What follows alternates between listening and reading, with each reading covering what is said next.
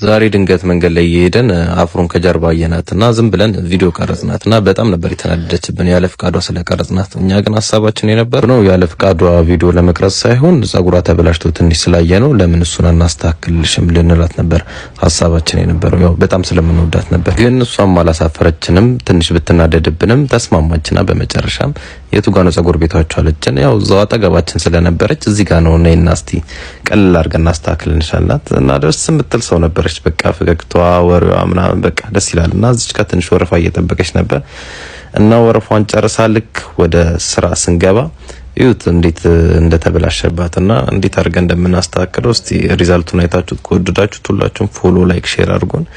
ጽድት አድርገን ይሰራናት በቃ ቃል የለንም። እሷ ራሱ መጨረሻ ላይ ስታዩ ማመን የከበዳት ለዚህማ እንኳን ቀረጻችሁኝ ሁላ ነው ያለችው። እስቲ ይሁትና ከተመቻችሁ ሁላችሁም ፎሎ ላይክ ሼር አድርጉልን። እናመሰግናለን።